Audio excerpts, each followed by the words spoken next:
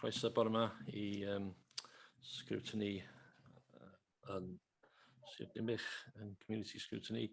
Morning everybody, welcome to community scrutiny on the 1st of July. Can I start with apologies? Ie, ymddeiriadau gen y cynghorydd Alan Hughes. Dyna'r unig rai dwi wedi gael hyd yma. Diolch, Rhian. Any other apologies? Anton will be on his way in a minute. Okay, thank you. Okay, can we move on? Yeah.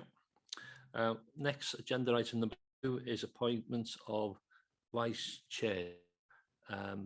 Vice chair, sorry, for 21-22. Do we have any nominations, please? Can I put forward Graham Sims? Okay, do we have a seconder for Graham Timms? Yes, Hugh. I'll second Graham Timms. Mervyn Parry. Thank you. Do we have any other nominations for vice chair?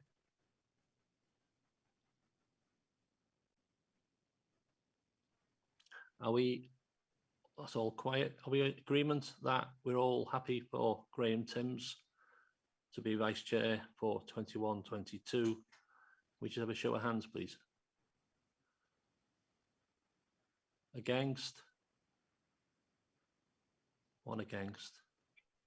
Abstained, anybody? No, great. So, Graham, thank you very much. Once again, you've been elected as vice chair. And can I just thank you for the last 4 years as well. You've been a great asset to the scrutiny committee, and I look forward to working with you for the next 12 months. Thank you. Declarations of interest, agenda item number 3. Any declarations of interest, please? I can't see the agenda. I'm waiting for Sharon to send it me, Sharon Price. I haven't got one either because I've got no access to Denbighshire stuff at all. It's not working. Sharon Price, I don't know. Cheryl, I think Kath will send it to you now. Walker, and so yeah. Thank you. So I can't declare anything still then. Can I just say that Anton's having trouble with his laptop? iPad, he's not taken his laptop yet, so he's nothing to get on with, so we'll have to give apologies. He's going to still try. Okay, thank you for that. So any more declarations of interest, please? Tony, you've got your light on, but we can't hear you. So I'll take it as no declarations of interest. Thank you. I'll move on.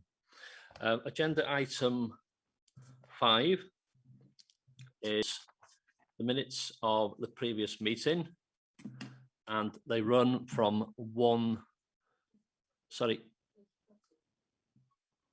can I just go back to urgent matters? There are no urgent matters, so that's why I skipped it. Sorry, Rhian. So we'll go on to agenda item number 5, which is the minutes of the previous meeting, run from 9 to 18. So anybody got any comments on accuracy? All quiet this morning. Matters arising from the minutes. Any matters arising for the minutes? Could I have a proposal what they are correct? Can I move with the true record? Thank you, Brian. Can I have a second? I'll second that, Hugh. That's Mervyn Parry again. Thank you, Mervyn Parry. Great. So can we swiftly go on to agenda item 6, which is investigation report on the February 2020 flooding in Denbighshire. And it's we have got Mr. Councillor Brian Jones and Tony Ward and his team. So Brian, let's kick off. Yeah, thank you, Chair, and congratulations, Chair, for another year for you, the ensuing year as the chair of this community scrutiny. So congratulations on that. If it's okay, I'll leave my camera off. That will save any breaking up of the spiel. So this report this morning is the 9th of February 2020 flood event, section 19 flooding investigation report. So we're just talking about the 2020 February flood event here this morning, not any other events. There is other papers coming along for those events. So basically, this unfortunate day revolved around the storms Claire, Dennis and George. The areas that were affected were St Asaph, Ddinbych, Brookhouse Mill, Llandrillo, Bodlewithin and Llaninnis. Those were the areas that unfortunately were subject to flooding and various water issues, drainage, etc. So the intention of the report, it is a detailed report. There's a lot of information in there. Appreciate listening that some members might not have had access to the report, so we'll have to help them through that this morning. The recommendations that we'll come to in the end, there is one I just want to make a quick reference to, 4.2, where we are going to seek assurances from Natural Resources Wales that they will action what is put in these report details. We are working with them, as most members might know now. We've got this task and finish group that's been put together, and there's been a couple of meetings of that, and there's a number of stakeholders involved in that group. And personally, I've got big hopes for it that they will move forward, work together.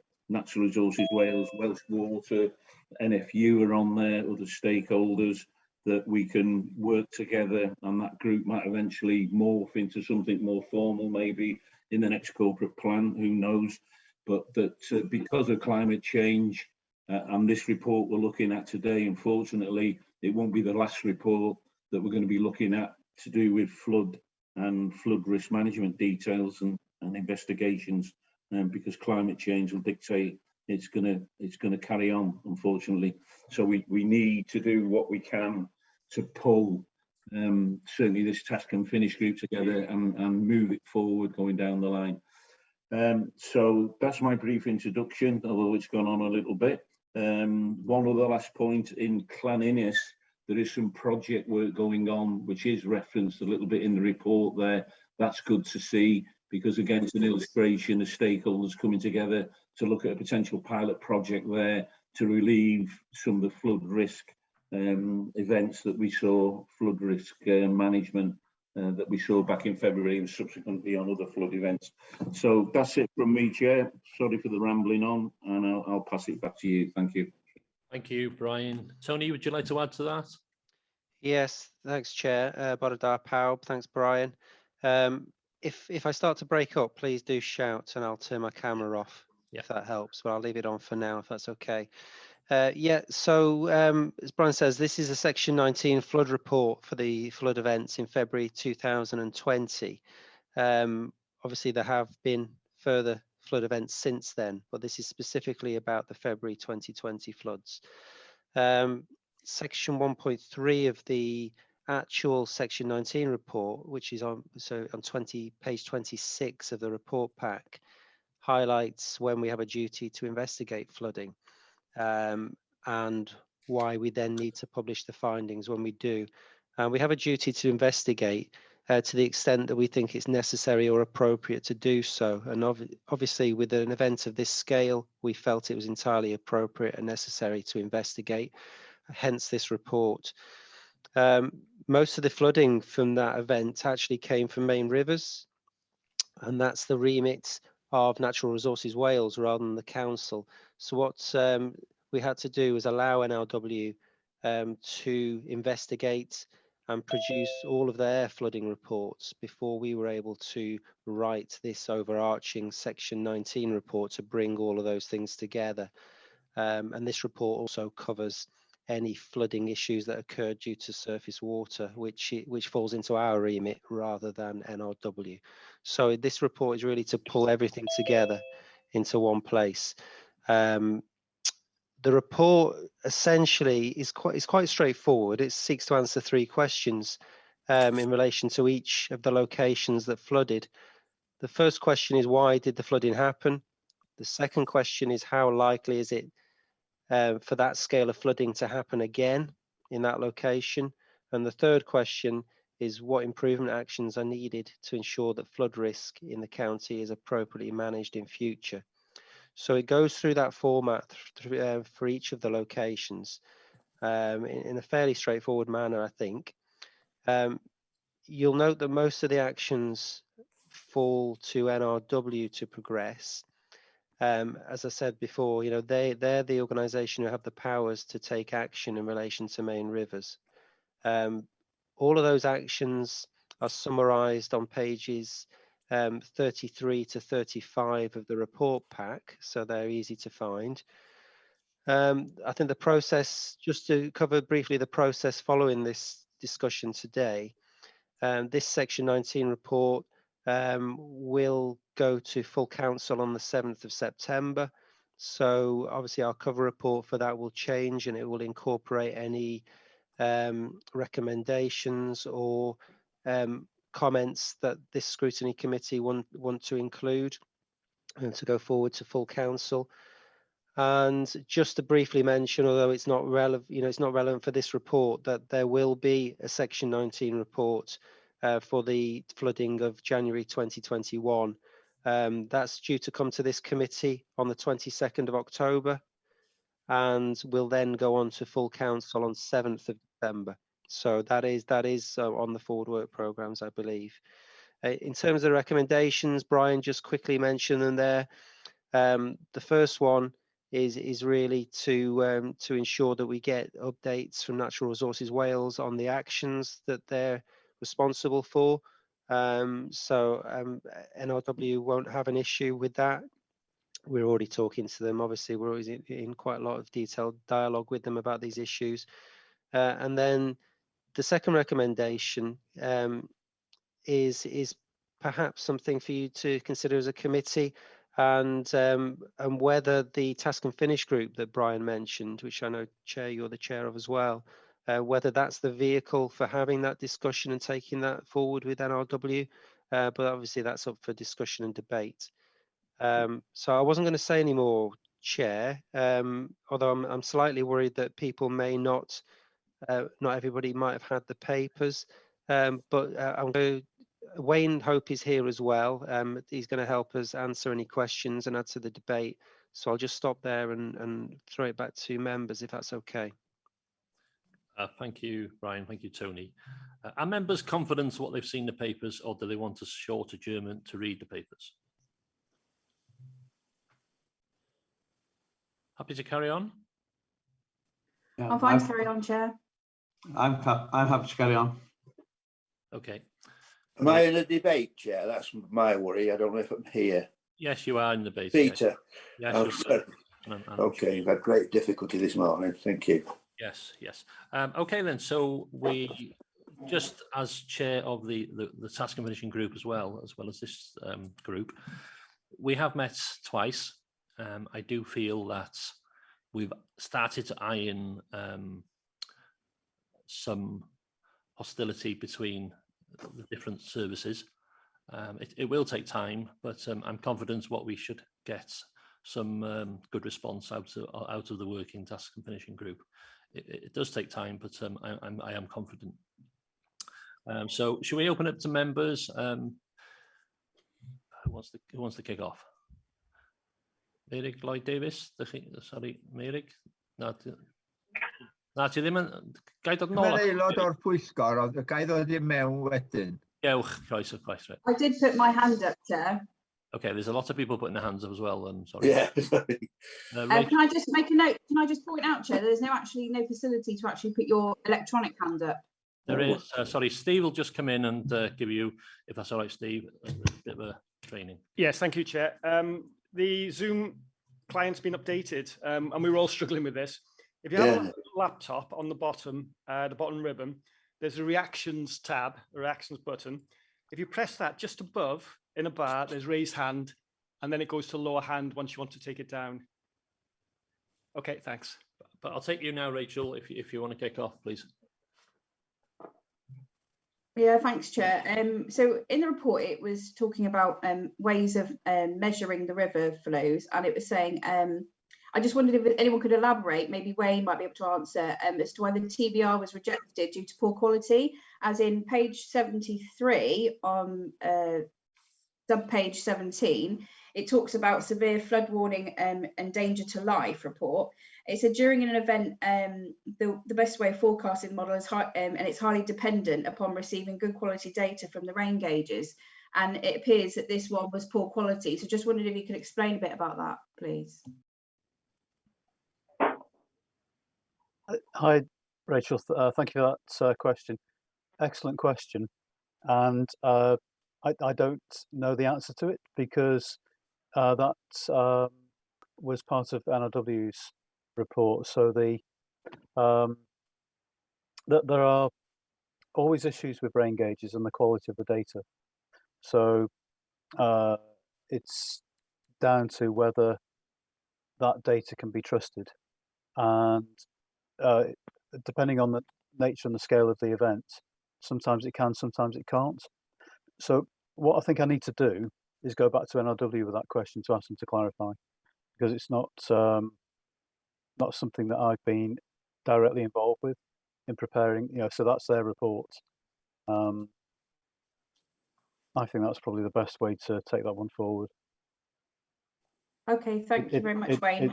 It is I perceive it as a bit of a black box in terms of interpreting the scale of a flood event based on rain gauge data, and that they are actually moving away from rain gauge data towards radar information, which is far more reliable these days. But they tend to use a combination of methods to determine what the severity of a rainfall event was. But I'll ask them the question, and hopefully they'll be able to give me an answer that I can understand and others can understand as well. Chair, if I may, I just wonder whether, because as I said, we're going to be taking this report to full council in September, whether if there are any questions like this that we're unable to answer today, that we could include a additional section in the cover report for the council report with the responses to these questions on. I think that's a great idea. Thank you, Tony. Okay, thank you. Rachel, are you happy? Yeah, that sounds good to me. Thank you. Could you just put your hand down? I've got Councillor Mervyn Parry, and I've got somebody else with a hand on. We can't identify who it is. Sorry, could you just announce who it is? Really? Yeah. It's probably me, Hugh. I've had to go on my iPad. My laptop wouldn't connect here. And that's similar to what the previous question was. There doesn't seem to be somewhere where I can put my hand up, but there is a little hand on the bottom of the iPad. So it's probably me that's put it up. I'll come to you in a minute. So, right, we've got Councillor Mervyn Parry. Thanks. Okay. Hey, Chair, I'll just put my camera off just to make sure. Just to let everybody know that I'm also on the task and finish. I can't hear Mervyn Parry at all. Can anybody hear me? I can hear you here. Yeah, I can. Yeah. Just to let you know that I'm also on the task and finish group, and I'm pleased because of the problems in my area that I'm on that group, and we're getting some transparency now and co-working hopefully between councillors, the county councillors, the county and National Resource Wales and Dŵr Cymru. So it's good work going forward. I'm happy with that. Can I just ask Wayne a question? With the monitoring, is everything that we use as evidence or whatever all from National Resource Wales, or does Ddinbych do any of its own monitoring with its own satellites just to check that the information we're getting you're happy with, and so we can scrutinize some of the work that possibly or the information you're getting through? I'm just wondering whether Ddinbych should do anything like that themselves. We don't at the moment. The only thing we have in terms of gathering data, we have some telemetry at key locations. So we've got some telemetry in Corwin and in Rhythm, but that's more about alerting us to high river levels so that we can react and go and attend to any potential blockages. The collection of data is quite a specialist activity. So NRW are a big enough organisation that they have specialist teams across Wales They also rely themselves on Met Office data. But as part of the natural flood management project, we're looking to install some telemetry on some of the smaller water courses and also some rainfall gauges. It isn't to replace the NRW data. We could never hope to do that. We're just not big enough an organisation to justify the expense of that. But it will all help us to build. It will help us to build a clearer picture of what's happening at a local level. Chair, can I just ask a question? Could you maybe bring to the report sometime, Wayne, if you bring them on to full council, just so maybe if you could give us for people to understand, because we've got climate change, so now maybe if there are some data there that they're so good at collecting, to be able to bring us a report on showing rain level gauges or rain level within various parts of Denbighshire over the last 10 or 15 years, because I would imagine that's something they've probably got. Just as a point so we can see where our rain level's going. Thank you. Yeah, and I wonder if that's something that we could bring to the task and finish group. So, I could ask them to put a presentation together, maybe just, 20 minutes, half an hour. There's a lot of expertise out there, and they'd be keen to explain to us what the local situation is. I think it'd be good to see those figures so that people can understand what possibly, if the climate change is there, what it's doing and how it's affecting us and how quickly it's affecting us. So thanks for that, Wayne. Okay. Just Wayne, just to add to that, really, do you have up-to-date access to the information from the NRW? Obviously, you're responsible for flooding in Denbighshire, so it would be apparent that you have it. Do you have it? Yeah, there's a whole host of data that we have access to. The question is, what would we do with it? So in terms of interpreting the data, what does it mean? We don't really. We have the council has a remit to understand flood risk within the county, but we have to rely on others regarding the detail of that. So flood risk from main rivers, very much a matter for NRW, and we have to decide what's the benefit of understanding that data to the nth degree of detail. What would it help us to achieve in terms of managing and hopefully reducing flood risk? So we tend to, I tend to look at the data after a flood to see whether there's a pattern that developed during the flood event. But in terms of the a deeper analysis of what the data means, then I currently don't do that, and I find it a little bit difficult to justify in terms of what the benefits would be. Okay, thanks. Thank you, Wayne. I think with the task and finishing group, it's prevention instead of cure, so that's what we're heading for, hopefully. Peter Scott, please, and if there's nobody else, we'll go to Meirik, but we'll see. Peter Scott, thank you. Thank you, Chair. I didn't get in right at the very start, so unfortunately I don't know how deep we're going, but it would appear to me that we need to have NRW present because most of the information is NRW. I'm looking at, I've got it on my iPad now, the flood investigation report, and they've highlighted several areas of the LLW that flooded in St Asaph, and just need to know if these areas are going to be repaired or remedial work there, so those are the people we need to be talking to. It's their report. I think it's Appendix 2. I think pages 36 to 40. It's St Asaph. It's the only area I know of the LW. The other part of the Clissovel, in working with Denbighshire, we have managed to get the old people's homes with new flood protection for the air bricks and the doors. So that's helped with Denbighshire. But just feel we need to talk more with NRW. I know we do that with the task and finish groups, which I'm also a member of, but there's a lot of work here for NRW who we need to be scrutinising rather than Denbighshire, who monitor what NRW are doing. That's just my points of view, Chair. Thank you. Thank you. Brian or Tony, do you want to come back on that? Yes, Chair. I was just going to say that obviously, as I said at the start, most of these actions identified in the report are for NRW to take forward. That is correct. It's really important for us to understand how and when they plan to go about doing that, and for us to regularly ask NRW for updates on where they are with delivery on them. And obviously, although NRW are never obliged to come to things like scrutiny committees, they are usually quite happy to do so if they're invited to come along.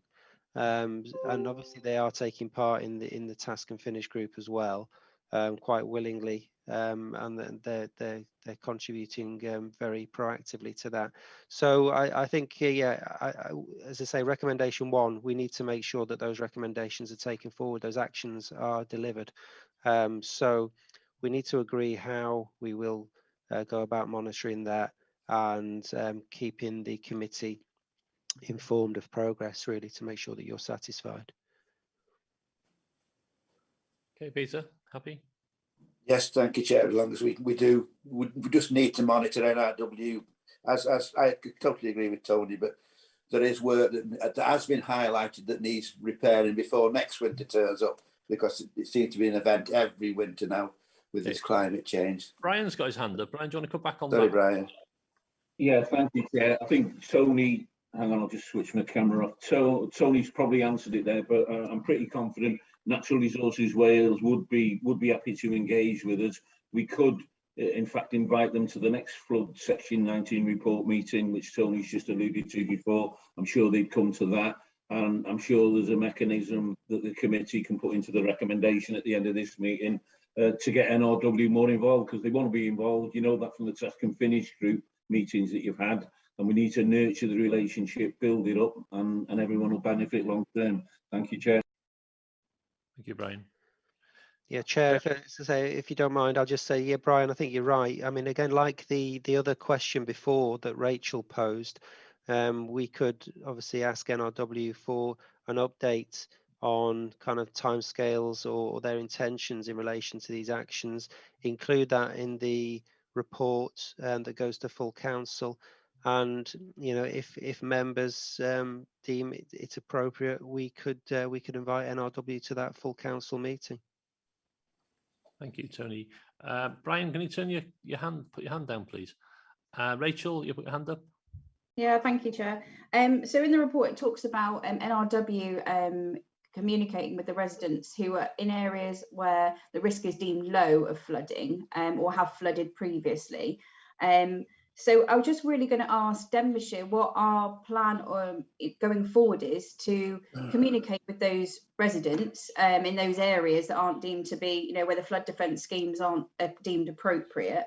That was one thing. An observation about the photos. I know in the recommendations, and I was just surprised as to why the photographs aren't already dated. That seemed a bit strange. And yeah, and also this thing about they seem to deem these areas that are flooded, the one in, they said, they used to say 1 in 100 years or 1 in 200 years, but now it seems to be just 1 in 100.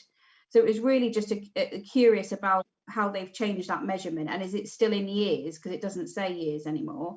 And they deem it to be low risk, which I find strange, considering year upon year it seems to have got worse. So yeah, just these questions again, I suppose, for NRW, but the main one is for Ddinbych to answer, please. Thank you, Rachel. Can you just put your hand down, please? Cynghorydd Mary Gloyd Davies, o hynna. Diolch yn fawr, Mr Cadeirydd, mae dod drosodd yn iawn yndi? Di. O, diolch yn fawr. Wel, mae o'n adroddiad cynhwysfawr yn dydi, ond os gai dynnu sylw at tudalen 69, mae'n dangos Laundry Cottage St Asaph. Wel, Laundry Cottage Pont yr Allt Goch ydy hwnna. Dyna un. Mae'n gynllun da ar tudalen 76 sydd yn dangos faint o lifogydd sydd wedi bod yn y nar ni, ac y trefnant a cymeriadog. A wedyn mae'n ddarnau eraill hefyd nes ymlaen. Mae o'n dda iawn. Ond y broblem ydy, na oes neb yn gwneud dim i gynorthwyo y bobl sydd wedi cael y dŵr i mewn i'w tai o Llanelwy fyny i Pont y Ddôl. mae pawb yn siarad dipyn ac yn gwario yn rhai llefydd, ond dyn nhw'n gwneud dim i gynorthwyo y tŷ unigol neu'r par o dai. A rwy'n si ateb ffôn hefyd yma. Felly, eisiau gwybod pam bo hynny ddim yn digwydd. Mae Glan yr Afon, sydd ddim yn bell y Pont yr Allt Goch, wedi cynnig cwrdd wen. Dwi'm yn gwybod ydy wedi bod yn eto, ond os na neb wedi deitha i fedru bod yno hefo fo, na hefo y cyfeillion Glan yr Afon. Mae gynnyn nhw syniad sydd wedi wella llif yr afon mewn lli, ond dwi'm wedi clywed dim gyn neb. Mi ddaru wen addo, tro dwytha fi yn ni'n trafod y math yma o beth, ond does ddim byd wedi digwydd. Dwi'n clywed chi gyd yn dweud bod chi ar y pwyllgor gwaith, wel, dwi'n wedi cael llifogydd, ond dwi'n ar y pwyllgor gwaith gyda llaw. Dwi'n meddwl bod angen mwy o ofal ar y bobl sydd ddim yn byw mewn trefydd neu dinasoedd hefyd. A dwi'n yn gwybod ydy sydd Ddinbych yn gallu gwneud rhywbeth i gynorthwyo y treithdalwyr sy'n byw yn fanno. Diolch yn fawr, Mr Cadeirydd. Diolch, Mary. Jyst ai ateb un, mae'r dewis allan o mags pwydd ar y pwyllgor gwaith, so mae wedi bod rownd y mags a dyn ni wedi dewis pobl o'r mags leol. Digon teg, Mr Cadeirydd, dwi'n derbyn hynny. Ond dim ond un o'ch chi'n cael dewis ynddo, ddim pobl wedi cael y trafferth. Okay. Wayne, could you pick at that, please? You still there, Wayne? Sorry, yeah, could you just repeat what? Could you pick out what Mary had the questions Mary put to you about? Yeah. Yes. The location that Merrick referred to is it's a main river flood risk. So it's clearly Natural Resources Wales remit there, and the council doesn't really have a role to play, other than it's somebody that's been affected in our community. But in terms of the solution to the problem, even if we wanted to carry out work there, we don't have any remit to. So the right people are involved in the discussions there. In other words, Natural Resources Wales. I provided assistance as best I could to the residents in question. Wayne, can Graham Bowes wants to come in. I don't know if you want to just give Graham allow Graham to come in. Graham Bowes, you want to? Yeah, sure. Oh well, yeah, Chair, I'm happy for Wayne to finish, and I'll come in at the end after Wayne's finished his explanation. If that's all right. Thank you, Chair. Thank you, Wayne. Yeah, so I pointed the resident in the direction of a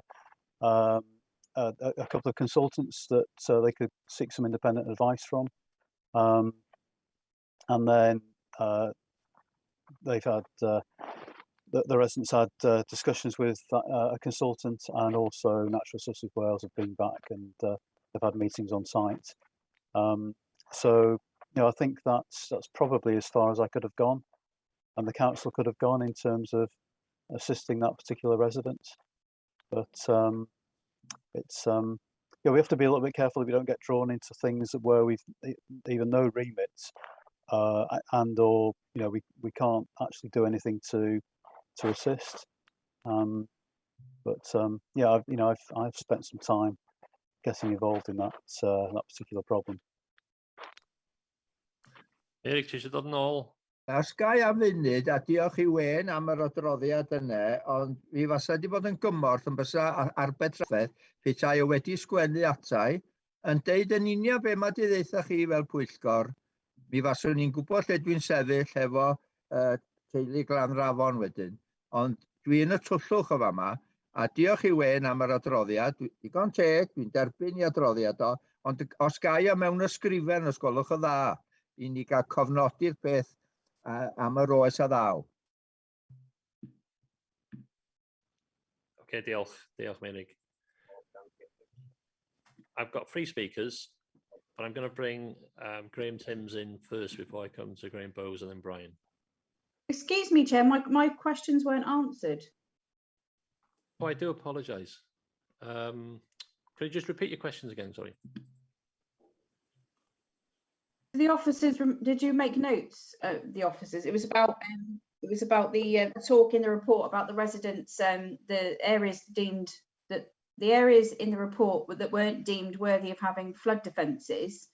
And it was talking. The report talked about NRW's communication with Ddinbych, communication with the residents. But I was asking what Ddinbych's plan of communication with those residents about future flood defence for their homes. Yeah. It's similar to my response to Merrick, Rachel, that we don't have any remit or jurisdiction for flooding from main rivers.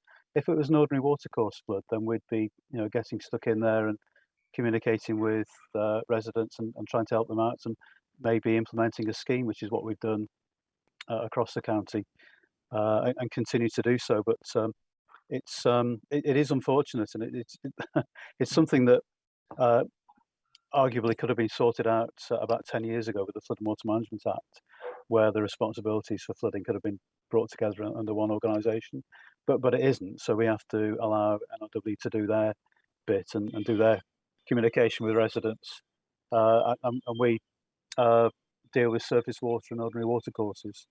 But in terms of the assessment of risk, the terminology is confusing, and Natural Resources Wales used to use terms like 1 in 100 year. What they actually mean is that for any flood, there's a certain probability of it happening in any one year. So they call it a 1 in 100 annual exceedance probability, and it's based on statistical analysis, and it doesn't really mean anything. So, well, it does if you're a statistician, and it helps you to compare one flood event with another. Wayne, but in terms of this report, so I just come back in. Yeah. I remember when the guy explained it to us in one of the meetings before about how it was all worked out. But yeah. what I'm trying to gauge is that this report it determines whether it's a low risk or whether it's a high risk. And in a lot of instances, they're saying 1 in 100, possibly 1 in 200, but they're not saying years anymore, and it's deemed as low. So that if somebody reading that in a lay terms was reading it, they'd interpret that as, oh, there's not much chance of us having another flood here. So what I'm trying to communicate is that it's sending out a wrong message. Unless we fully understand, or the public fully understand what this means, then they don't really understand the risk to their home. I agree, but it's not the council's terminology, although we end up using it anyway, because how else can you describe risk? If you've got a 1 in 100 annual chance of flooding, then that is statistically low risk, because there are locations around Wales where there's people have got a 1 in 5 chance every year. So it's all about comparing risk. We also, one thing that we stress to people who have benefited from flood defence schemes is that they're still at risk. If they're near a river, then there's always a chance that there'll be a rainfall event that's so huge that they'll flood, but their risk is very, very low. But I agree, and it's something that I've had discussions over the years with NRW and with Welsh Government about how the risk that somebody faces is explained or expressed, and it's the fact that we haven't improved on what we've got now suggests that there's no better way. But it's really important that NRW, so that they have community flood groups in places where the risk is relatively higher, and they do a lot of work in terms of informing people what the risk is, but there needs to be a continuous momentum with that, and that's something that we can take back to them, is that as new generations come along, they won't necessarily get the same message that previous generations had about what the risk is in their community, so that they need to carry on investing in that awareness raising activity. Happy, Rachel? I'm sure if you feed to Peter Scott, he could come to the task and finishing group through Peter, sorry, and ask that question and get some answers. I'm sure Peter would be happy to do that. Happy, Rachel? Yeah. Yeah, I'm already on that committee. Oh, there we are then. Yeah, then. Question next time. Right, Graham Timms, please. Thanks, Chair. Yes, my question is related to what Rachel was asking as well, and Wayne has partly answered it, but Brian mentioned in his first introduction about climate change, and obviously that's going to be a major factor in how risks are assessed and so on in the future. And I was going to refer to the 1 in 100, 1 in 200 as well. And I just wonder if you've got any indication for us as to how these numbers have changed recently due to the onset of more flooding due to climate change. So, for example, say somewhere 10 years ago was in a 1 in 200. Have all these figures gone down, and now it's 1 in 100 or 1 in 180? You know, how much are these figures actually changing? Thanks. Shall I answer that, Chair? Please. Yeah, please. Yeah. So there's no clear indication that climate change is having a significant effect, and these things tend to come in phases over decades. So within a period, you might have more floods, so more frequent floods and worse floods, but then it might revert to, over maybe a 150 year time frame. It might revert to a period that's fairly quiet in terms of flooding. The rainfall data is limited in terms of how far it goes back. And I think you'd have to, if you had 10 climatologists in a room together and asked them this question, they wouldn't all come to the same conclusion. I think the jury's still out regarding the, whether climate change is affecting flows in watercourses to the extent that flooding is going to happen or is happening more often and is going to carry on happening more often, because it does, these things ebb and flow over decades. Yeah. Thanks. What's considered an appropriate 1 in 200, 1 in 100 for say a housing estate? Does it vary according to the type of estate, number of houses and that sort of thing? And what's the sort of general rule that you're aiming for? Well, with new developments, there's a planning policy framework that includes a technical advice note called TAN 15, which is about development in flood risk, and that looks to achieve a standard of protection. In other words, if you build a development, that it has to be able to be dry in a 1 in 1,000 year event. That's a kind of rule of thumb approach. But it is only guidance. But that's in Denbighshire. We, through the planning process, I can't think of any developments that have taken place where the risk has been more significant than 1 in 1,000 years, or 1 in 1,000 annual exceedance probability. So just to come back on that again, what about current housing? Current housing, there's no national standard in terms of what protection existing houses and businesses can expect to benefit from. It only comes into play really when you build a new scheme. So new schemes, the target standard of protection is against a 1 in 100 year flood with an allowance for climate change. But there'll be properties all over the county that are at a greater risk from that. The other thing that needs to be taken into account as well is the risk of blockage. So it's all well and good having capacity in a river system to deal with a 1 in 100 year flood, but if you have a blockage at a bridge or a culvert, then that that becomes almost meaningless. Thank you. Okay, can we go back to Graham Bowes now, please? Thank you, Chair. Just taking myself off mute. Just comments on this general discussion, which I think is of interest. The first thing is just to cover what Wayne said there. There's two different ways of looking at flooding. One is the protection of existing communities, and then the other one is which is a different kind of standard, is how you view new development, and those two things aren't the same thing.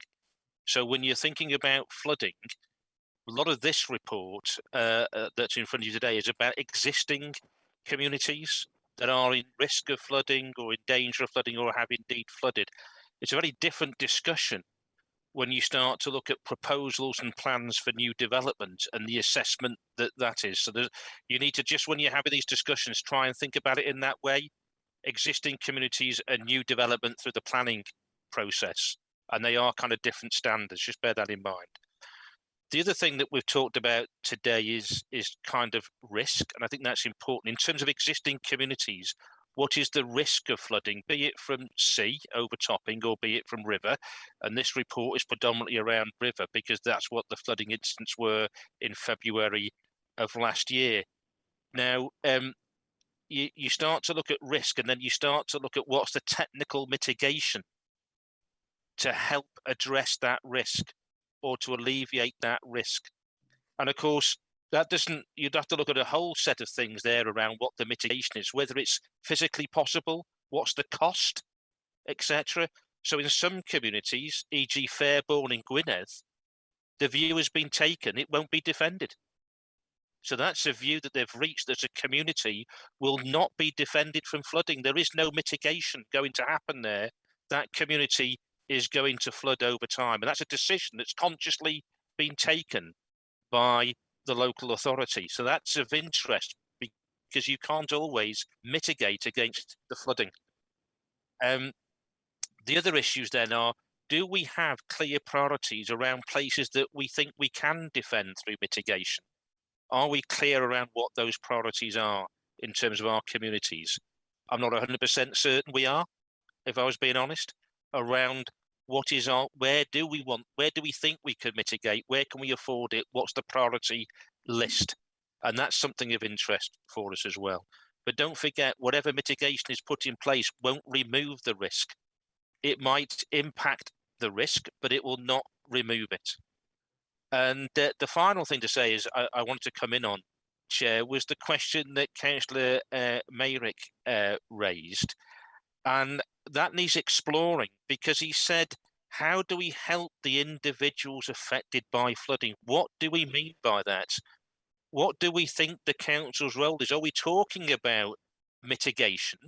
Are we talking about explaining to them what they should be doing to mitigate it themselves? Or are we talking about the recovery immediately after a flood, where the flood has happened and there's damage to the property? What is the council's role, if any, in that? So I think there's a number of issues that over time we've got to continue to explore in flooding, and this is part of the tip of the iceberg, if I can use that comment, in this report. To get this discussion going. And the reason it's become really live, final point, Chair, and I thank you for indulging me. The final point is, of course, there used to be rather sporadic events that were separated by significant timescales between one flood and another in Denbighshire. So it was never really a big issue until that flood happened, and then we thought there's something we need to do. But now what we're learning is they seem to be far more regular, if not annual events. So we need a completely different approach and a completely different mindset to flooding. Whereas perhaps before there was a flood, there was a response, and then 5, 6, 7 years would go by, councillors changed, officers changed, and the issue was we responded to the next flood that might have been 7 or 8 years after the last one. This is a continuum now, and we need a completely different mindset and a different approach. Thank you for indulging me, Chair. That may result in more discussion. I don't know. Thank you. Thank you, Graham. Brian, do you want to add to that? Yeah, thanks. Yeah, I was a bit worried there by some of Mr. Bowes' comments. He sounded at one point, he was suggesting we should let rail flow and back to Riddling, like, you know, start to panic. bit, but there we go. But it leads in nice to my comment, and it just alludes back to what I said before. The task and finish group, members that are on this committee this morning that are a member of that, and any other members can take any concerns to that task and finish group. Certainly Merrick's point that he raised, but if I can make the point again, the task and finish group for the rest of the run of this council, it needs to morph into something into the next council, and if that's by way of a corporate priority, that we really recognise this issue of flood and flood risk management, and we're going to get communities involved to deal with it, and it's all integrated in to some sort of new board. I believe that that's what needs to happen from that task and finish group, that you've got something that will sit on 10 foot of concrete in the next council to deal with what, unfortunately, is inevitable. We will be dealing with flood events, but there's a lot we can do, working with communities, working with the stakeholders, Natural Resources Wales, Westwater, Welsh Government. You'll all be aware they've appointed a climate change minister. They've also appointed a deputy climate change minister. They're taking it seriously. We should be proactive here in Denbighshire and try and lead the way like we have done on the climate change strategy. We've definitely been ahead of the game on that, and we've been recognised for that outside the county. So we need to do that on the flood risk elements, that the problems that we're facing. And I see that vehicle as the task and finish group to move us to a body, whatever you want to call it, that in the next council, it will be picking up on these issues. It'll be dealing with individual residents that have got problems, to drill down on it, to make sure that we can do everything possible to protect as many people as we can. Thanks, Chair. Thank you, Brian. Any comments on the back of that? Both speakers? No, carry on. Okay, no more speakers. Oh, sorry, Mary Lloyd Davis. Wel, dim ond I ddiolch I Graham, y swyddog, am ei ddatganiad. Dwi'n falch bod o'n barod i'n cynorthwyo ni mewn ffordd. Dwi'n derbyn mai ddim y cyngor sir sy'n ar fai mewn llawer o bethau oeddwn ni'n godi, ond dwi'n meddwl bod yn amser I ni rhoi pwysau trwm iawn ar gyfoeth ac yn y blaen Cymru, oherwydd maen nhw'n gadael i'r unigolyn foddi, os liciwch chi, ac yn poeni dim amdanyn nhw. Diolch. Diolch yn fawr. Diolch, Mary. My mind's gone blank. Brian Blakely, please. Yes, thank you, Chair. Can I just go back to what Graham was saying before? I think Graham put it over very, very well indeed. A little bit concerned on what Wayne is saying there.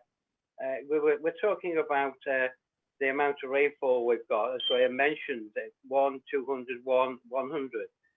With all the storms we're getting lately, and I don't remember these storms when I was younger, we seem to be getting 3 or 4 storms a year. And with these storms, we get very, very heavy rain, which are filling our contributors up and our waterways up very, very fast, which is causing a problem. I do remember going back some 10 years ago, and I'm sure Graham was at the scrutiny with us when we had the Welsh Water Board and NRW along to talk about our sea defences. And at that time, we were told that there was no way we were going to stop the water coming in and getting through our sea defences. We were shown maps then, as we're being shown maps at this moment in time, for what's going to happen in 30, 40, 50 years' time with the sea level rising, which is causing flooding. With the sea level rising, is a major problem, but with the amount of rainfall we're getting as well, that's coming into the Elway and the Clwyd, and maybe when we've got a high tide with extra flooding and extra water coming down our waterways, when it hits that high tide, there's no way of stopping the water backing up and flooding. And it does worry me because, of course, in Rhyl, we have most of our properties built on the floodplain, and we're still building on the floodplain. And our residents are still complaining that they're being refused insurance on their properties, as Zurich refused some years ago to a lot of residents on the Wellmar estate. are we just going to be able to sit back? I know we're talking about, and I understand that we've got a working group, and that, for the life of me, I hope that it does work, and I hope that we can get across to National Resource Wales that there is a major problem. Again, we've got the real cut or the prestating gutter, whatever you call it, that again is causing problems with the banks falling in, back gardens going into there at this moment in time. It's gradually getting worse with the more amount of rain. It does concern me and it concerns our residents. And I'm hoping at the end of the day, with this working group, that we do get National Resource Wales to listen and to actually do something about it, because every time we've spoken to them, and I've had meetings in the past with our with Anne Jones when she was our AM, and we got nowhere. I'm hoping now that we are going to be able to get somewhere, because things are not going to get any better. They're only get worse. And I know what said before regarding global warming or whatever, it is a threat and it's not going to get any better. If you look at Canada, now people are dying with the heat waves over there, and it's all caused by global warming. Thank you, Chair. Thank you, Brian. Yeah. I'm not sure if there was any questions, just more of a statement. If I'm wrong, please correct me. Before we hand over to Graham Timms to do the recommendations, I've just got some concerns at the moment on 3.2, Graham, that, you know, until we finish this task and finishing group, I don't sit comfortable with asking for assurance that the Natural Resources Wales are looking at managing it properly. I don't feel comfortable in, I know we're asking them, but at the moment, I've got no confidence at the moment. So, but it's early days in the meeting. So, Graham, can I hand you over? Okay, thanks, Chair. There are two recommendations there, and Hugh's already had his say on one of them. But the two recommendations are both for seeking assurances from Natural Resources Wales. The first one, that the recommendations identified in their flood investigation reports will be carried out, and for anticipated timescales to be confirmed. And the second one, that they will, that we're seeking assurances from them that flood risk from main rivers in Denbighshire is appropriately managed. And I think we've probably still got to come back on them if they say yes it is, and the task and finish group has another point of view. The two recommendations. Thank you. Can we have a proposer and a seconder, please? I'll propose. So Tina, Chair, if I may, sorry, I can't seem to find where I'm supposed to put my electronic hand up. It doesn't seem to be there on my laptop. With that second one, is that something that you're proposing gets explored in more detail via the task and finish group? Yeah, I think that's our ongoing work, isn't it? That's what the task and finishing group is doing. So, Peter, have you got any recommendation, any more changes to the wording on that? Well, yeah, and that 3.2, Chair, if we just add that flood risk from main road in Denbighshire has been appropriately managed, and the Denbighshire task and finish group monitor what National Resources Wales or keep an eye on. I don't know very good what the word would be, Chair, but the task and finish group would link into what Natural Resources Wales are doing, so we can tell them what we want. It's a long-winded, but that's not right. We need Gary Williams to tell them what to say. But I totally agree with you, Chair. The task and finish group should be monitoring what Natural Resources Wales are doing. Why don't we take 3.1 first? Are we all in agreement in 3.1? Yeah. Tina, can I have a seconder on that one? Yeah, Peter. Yeah. Okay. So we've taken that. So that's passed. On 3.2,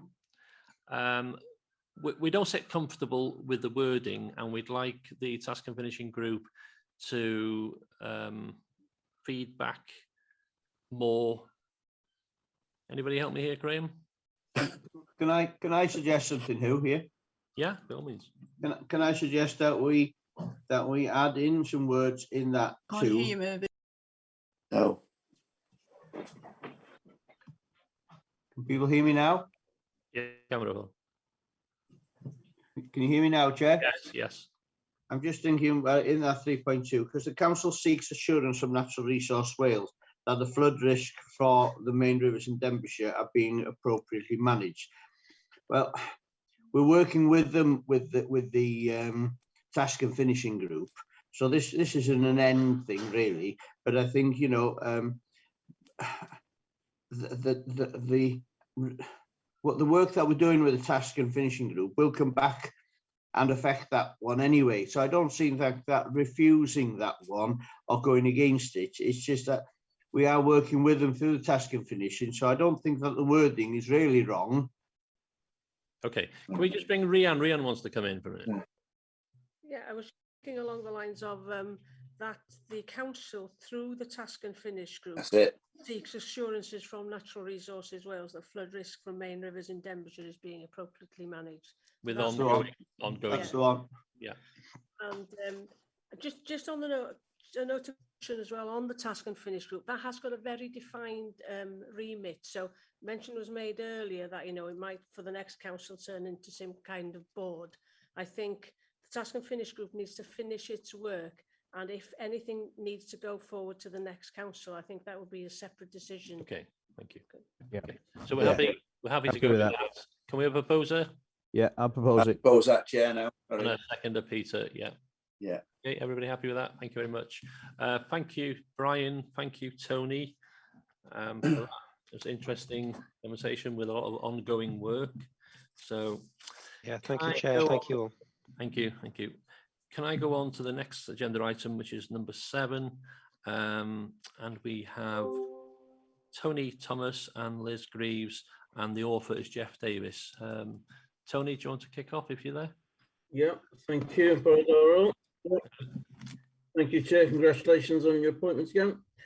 Okay, so we're here today about this STAR survey, which is sent out to all our council house tenants every 2 years. So the idea is to retain tenants' views about how homes and neighbourhoods.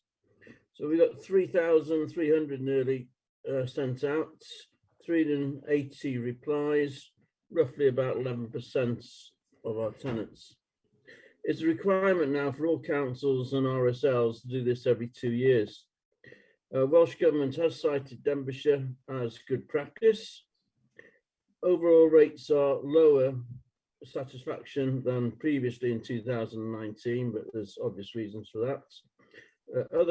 Some councils and RSLs have presented the data pre-COVID, so sorry, Tony, we're losing you, sorry.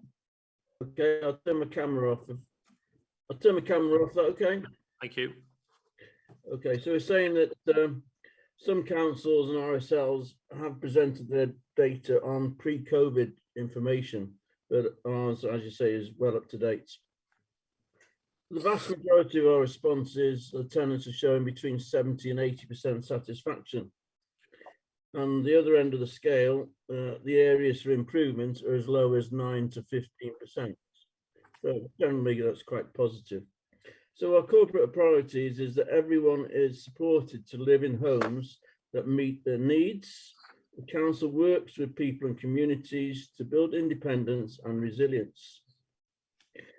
So we're sharing this report today with the community scrutiny, and it will also be shared with our Tenants Federation. So obviously we need to respond to the feedback. We see all the results in the 2 reports, and they're considerably broken down by various criteria. So if you like your stats, you can analyse them to your heart's content. Okay, that's enough for me. I don't know whether Liz wants to go next, or I haven't seen her there. Is Liz there? Not sure Liz is with us, is she? I don't think so. I can't. Jeff's there. So Jeff, do you want to add, Jeff?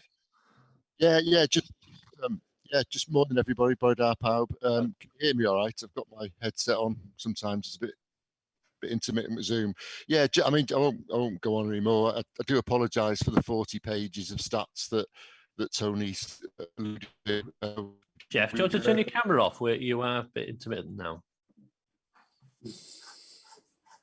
Thanks, Jeff. You're worse now. Is it? Can you hear me all right? Yeah, try again, Jeff, now, yeah. Can you hear me all right? Yeah. Yes. Yeah, it's typical, isn't it? It's been fine all meeting until I speak. Yeah, just obviously Tony mentioned everything. Obviously, from our point of view, we were a little bit disappointed. You know, we made the decision to go ahead with the survey as it was due, whereas a lot of other local authorities left it till you know, presumably till COVID was going to end. But we thought it was quite interesting to sort of inform our plans for how people are feeling during COVID. And, you know, we've had something like 50,000 telephone conversations with council tenants in the past year. But we really don't know how things are for them because we haven't been going into people's homes and seeing how they actually really are, you know, only in emergencies where we've had to. So obviously we are slightly disappointed still that we got lower satisfaction rates. You know, thankfully dissatisfaction hasn't gone up massively. There is a table on, I think it's page 214 in your report that shows how dissatisfaction's gone up. Also, the sort of neither or, no comment sort of section's gone up a little bit as well, which particularly because we weren't doing home visits and repairs, for example. So, and just finally from me, one of the key things was normally the real priorities are the home and the repair service and the standard of the home. Obviously, the COVID impact came out quite significantly in the results because people were saying safety, feeling safe, their neighbourhood and their community were the really top priorities. So Welsh Government do see us as good practice because in the way we use STAR, because we do it every 2 years without fail, we're very much ensure that we do a you said we did and communicate that back regularly throughout the year to our tenants on what we've done about it, because we feel that's important. If people are going to take the time, it is a long survey. So we do think it's important to give that feedback back. We have got areas for improvement and we have got an action plan now. Part of the action plan is we're going to have to start the STAR survey again later this year, you know, December, January time, because Welsh Government, partly because I moan so much about it, do want a reset of all data to be so all councils could be compared at the same time.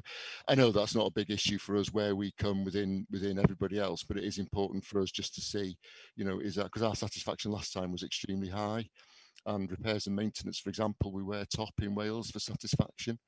So it is important, obviously, but we're still more concerned with, you know, raising expectations of council tenants and trying to do the best that we can. So I'm happy to take any questions and talk through the action plan. Okay, thank you, Tony, and thank you, Jeff. Thanks for the documents. It's really interesting. I'm sure it's been a difficult 14 months as well to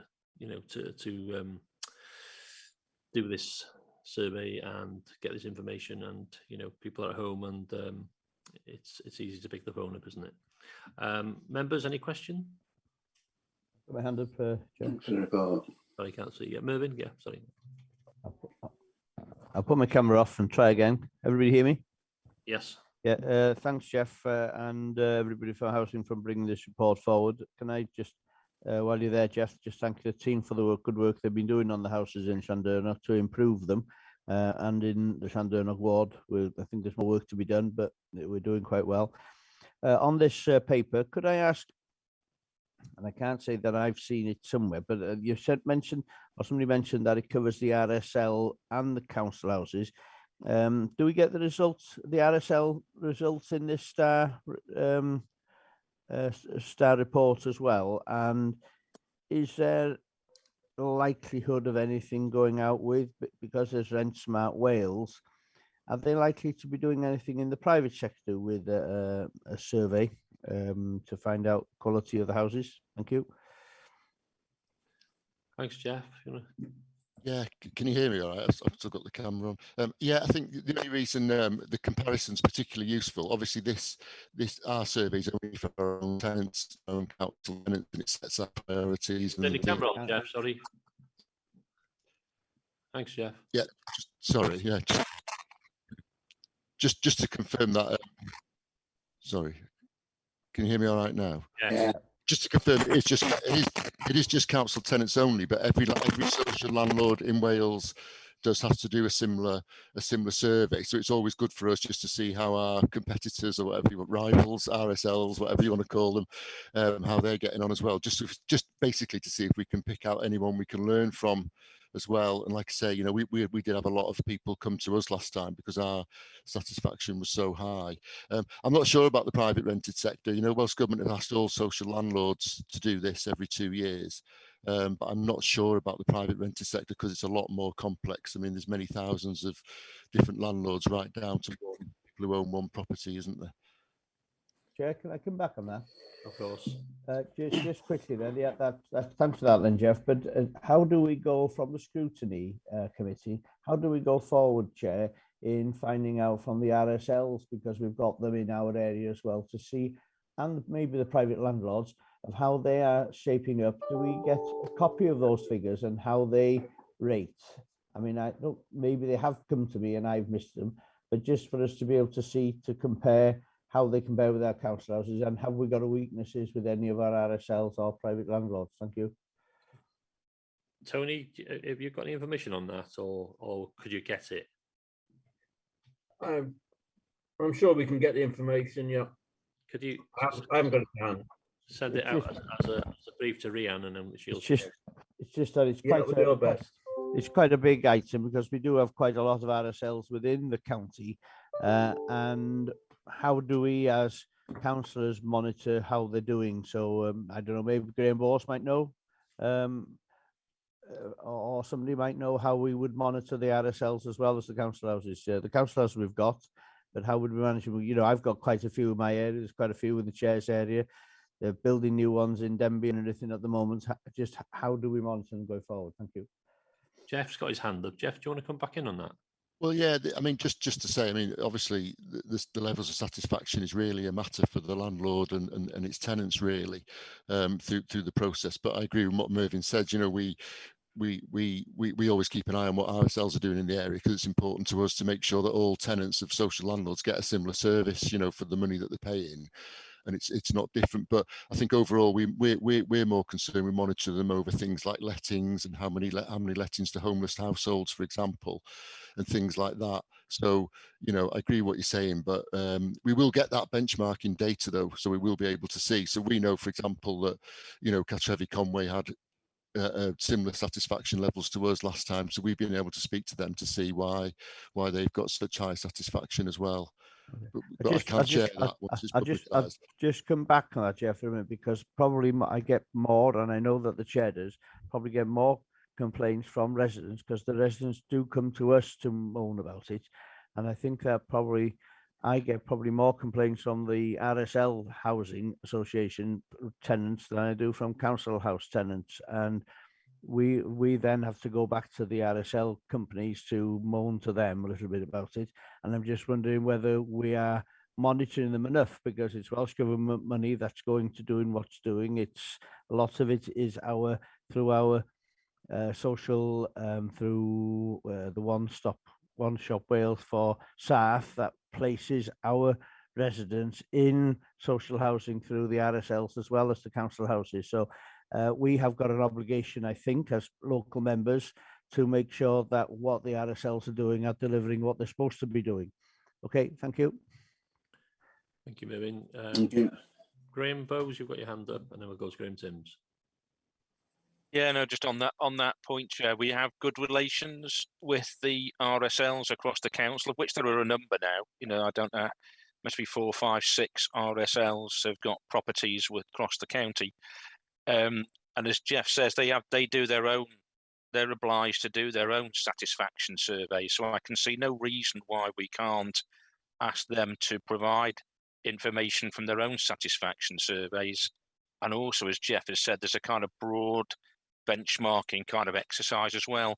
So I see no reason why we can't pull something together for members. We could circulate that as some sort of paper outside of the meeting, and then if members looked at that and thought there's a particular issue, that could be a topic for a future scrutiny meeting, perhaps. Jeff, does that sound logical from your? I don't want to commit us to things, but it's not just yourself, of course, Angela and other people. There's quite a lot of good links with the RSLs. Sorry, Jeff.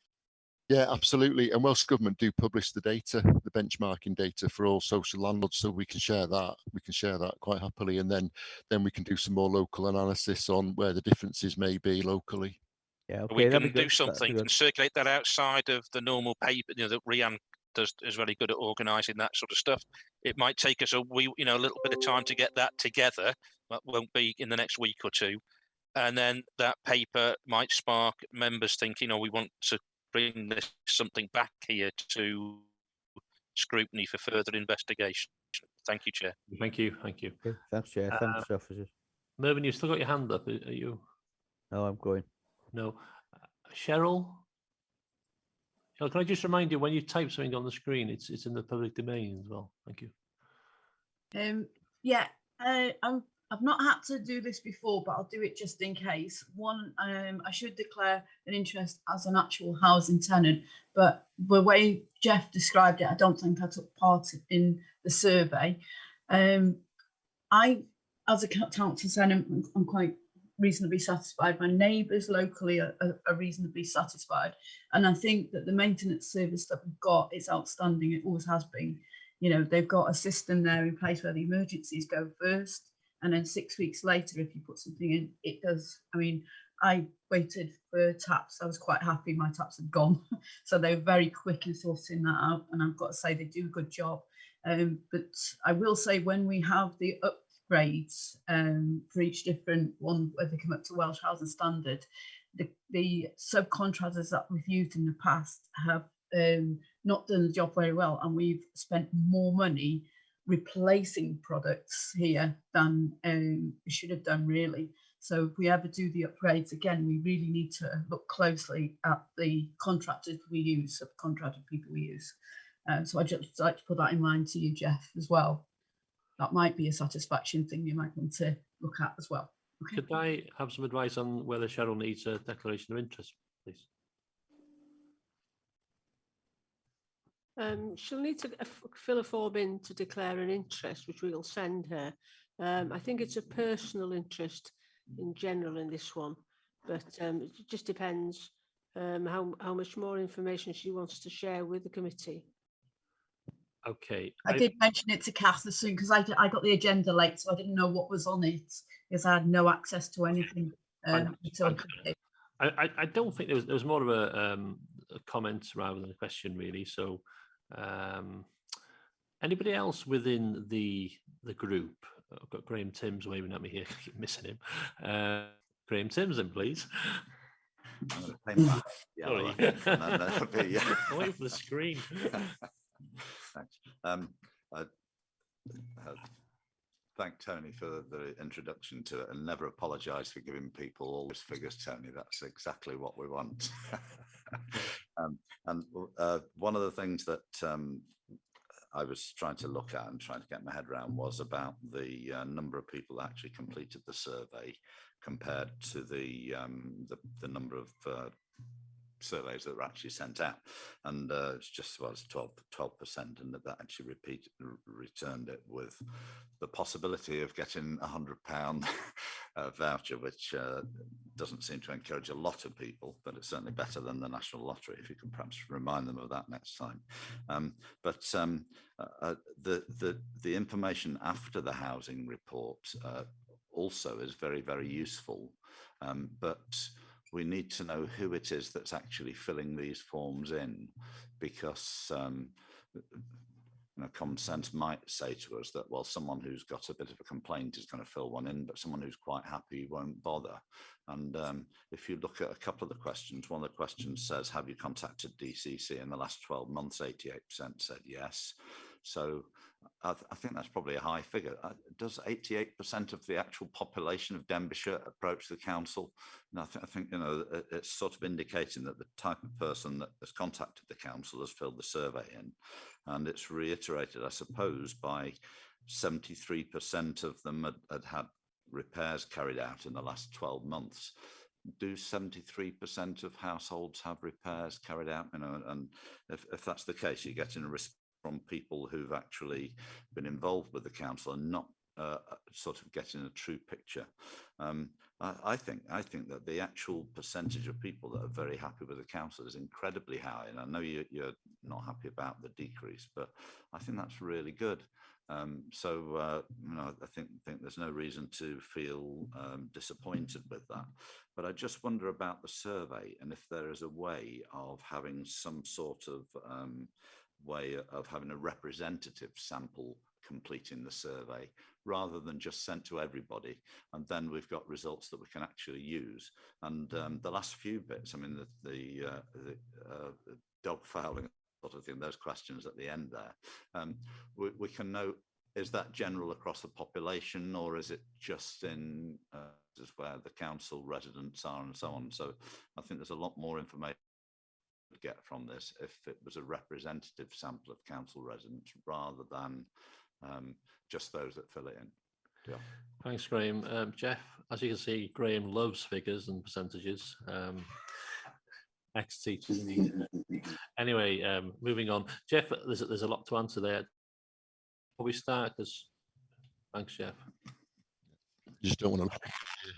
Yeah, I think, you know, I think it's right. I mean, one of the things we want to make sure we've got a good representative response that we can take some, you know, confidently take information from it. So we think 380, you know, over 10% is generally a good sample. It's every 2 years. It does seem to, we've done it 5 times now, and it does seem to come round really quickly. So I always think the tenants get a bit fatigued with filling these things in, but that's why it's really important that throughout the periods in between, we're always telling them what they said and what we did in response to the surveys, to make sure that we encourage people to fill more in, you know. And I think, you know, for me, it's really important. I think that, you know, with surveys, you often get, I only fill things in when I'm unhappy about something. You know, Melvin's right there, and I often do worry. But overall, like I say, the satisfaction is good. There's another 30 odd pages that we've got, which we haven't shared, which is positive comments and negative comments from people, which is really good. And then sometimes you can see that some people have got gripes, but then but we use that to improve and try and see where we're going wrong. You know, and the thing about you know, we do a prize draw as well. And one thing that made it all worthwhile was the week before Christmas, one of our housing officers knocked on the door of a tenant who'd won the £100 in the prize draw and didn't know anything about it. And she just absolutely burst into tears because she said she was struggling for money leading up to Christmas. And the £100 was just fantastic for her, you know, and just literally bawling her eyes out on the doorstep. So it was worth doing it for that one incident, if nothing else. But, you know, like I say, we're always trying to encourage more. That's why we do the breakdown of age and by area. Traditionally, more people, the older people tend to reply. This time we got more younger people, and we got a lot more online applicants as well, which is really good for us because it's much more efficient, saves us inputting all the data and mistakes and whatever. So yeah, it's always something we are working on and trying to encourage people as much as possible. I've worked in housing for 30 years, and I can never go to the residents meeting without somebody mentioning dog fouling. So sadly, you know, it is one of those issues in any community, unfortunately. I'm just going to come back. Thanks, Jeff. Yeah, I was just going to say, what do you think about trying to get a representative sample that rather than just a voluntary thing? Though, and I'd like Tony's view as well on that, if that's okay. Everyone says it is a representative sample. You're not on mute. Yeah, can I just mention while it's gone quiet for a second, Brian's been kicked out of the meeting and he's trying to get in Brian Blakely, just to let you know. Thanks, Cheryl. Jeff, come back on that, and then Tony can have a think about that. Yeah, I think it is quite we were concerned that it's been towards older people in the past, but this time it's a lot better. I haven't got the data in front of me, but it was something like over half, I think, were people under 45, which is a much, because we want feedback from, in terms of representative, we want it to be right around the county, so we can see whether people feel differently in certain areas of the county, which we've done quite a lot of analysis of. You know, and also about age groups. You know, is people who live on family housing estates, so they feeding it back just as much as older people who live in, you know, our sheltered complexes and whatever. So we're actually fairly satisfied this time that, to use the term that we actually got that sort of representative sample this time. Like I say, we were aiming for 25%, and that's why we did the quite a generous prize draw. But still, you know, like I say, we can't force people to do it, unfortunately. We have looked at phoning people out, but it was just impossible this year because it is quite a long survey. We do other surveys as well. We do lots of sort of dynamic surveys throughout the year, you know, post repairs and whatever. So we're just very conscious about not giving people survey fatigue, really. And can I just, whilst I'm here, can I just mention Cheryl's point about contractors on some of the big capital projects? I know Dave Lawry's here as well from property, but you know, we've had very, very high satisfaction with maintenance, repairs and maintenance, and that goes for our own staff, you know, the team in the office, our own DLO who are fantastic, and tenants really like the DLO and are comfortable with people they know. But also generally our capital programs have been really, you know, really positive as well. So, you know, a bit concerned about Cheryl's comment that we've had to go back and redo work. You know, I'd like to know more about that. So I'll have a chat with you about that. Like I say, and I think, you know, Mervyn's point that tenants in Llandudno, some of the feedback about repairs and maintenance has been about damp and condensation. And when you survey tenants in the winter, condensation is one of the big issues we've got because of the age of the stock. You know, it's 70, 80 years old. We've been sort of tinkering with improving energy efficiency and fuel poverty issues for a number of years, but it really feels like we've got an opportunity now with the decarbonisation agenda. You know, the stuff we've been doing, like Mervyn has supported us on brilliantly, to be fair, locally. You know, things like coal fires and oil fired heating, old electric heating, we have been replacing them with new air source heat pumps now, which are much more energy efficient, and people are really commenting on the low energy bills. The scheme we've been doing in Melidon through Dave Lawry's team, fitting solar panels and batteries and insulating properties, that's going to go a long way to reducing, because it is significant investment in a property, but it is going to go a long way to reducing a lot of the issues we have around condition of properties, which is that condensation and dampness issues that we get in the winter. Sorry to go on. Thanks, Jeff. I know I'm going off tangent a little bit, but I'm the chair, so I'm allowed. Dave Lawry, do you like to come and defend what Jeff's just said as well, please? I don't think I could ever defend what Jeff says. No, I mean, to be fair, I think Jeff gives a very good overview of the service. I think in terms of external contractors, particularly where we're talking about some of the bigger programs, it's something that I've heard, I wouldn't say a lot of, but it's certainly a sort of a common theme. I think some of the problem we have is that we've got to remember that we've been doing this now for a fair few years, and a lot of the work that was done in the early programs is due to be done again. So there is that sort of general deterioration. I mean, obviously, when we undertake external contracts with external contractors, there is monitoring. I can't pretend that we'll see everything, and there are instances where we have had our own guys go in to do repairs and they've uncovered some shoddy workmanship, and we have gone after the contractor, and I think that's probably what isn't seen as well. So it's not a case of us just walking away and thinking, oh well, we've had a bad job done and that's that, we'll forget it.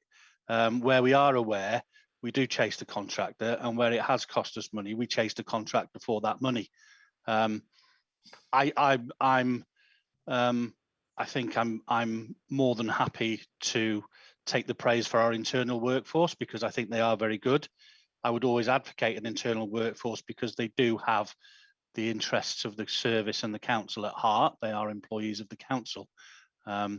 So yeah, I'm really proud of the work they do. I'm really proud of the attitude they have, and thanks Cheryl for pointing that out. But yeah, it is something that we are conscious of, and I have been talking to a couple of the team managers here when we're looking at the upcoming projects that are going out, in terms of getting more presence on site during the works.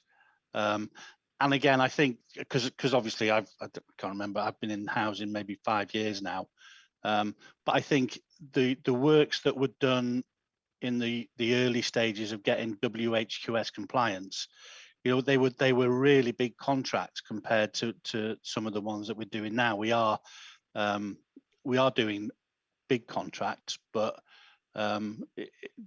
the council did, I think, did a really good job getting WHQS compliance a lot earlier than a lot of other councils. So it's taken that rounded view really, but it is something we're aware of and it is something we'll deal with. Sorry, that's the short answer. Thank you, Jeff. Thank you, David, and Cheryl. Thank you for bringing that up. Tony, did you want to come back on Graham's previous question? Yeah, okay. We are getting a bit technical here. I mean, he has got a point that there is some bias in it. You know, as an A-level stats person, yes, this would be a question on it. But I'm happy to have a discussion with him on a private basis. I don't think there's any point there because this goes across the country, doesn't it? Various councils do very, very similar sort of work, and we are getting an effective response at 11%. But yes, there's definitely some bias there, and I could criticise it, but there's no point. It's doing its job to a really good extent. So, but I'll have a private word with Graham, and we can go into it on a maths basis. Thank you. Thank you, Tony. Siaradwr ola sgynna I, a wedyn dwi'n mynd i cau wedyn, ydy Mary Lloyd Davies, wedyn dyn ni'n mynd i cau yma, dyn ni'n tynnu am amser rwan. Diolch.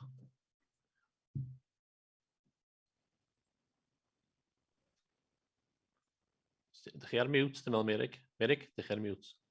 O, mae ddrwg gyda ni'n meddwl bod fi wedi agor o. Mae ddrwg gyda i. Os yna llawer o ddiben i mi siarad a ddim yn clywed nag oes. Gai ddatgan diddordeb, dwi yn denant ar fodurdau gan y cyngor sir yn ymyl felly.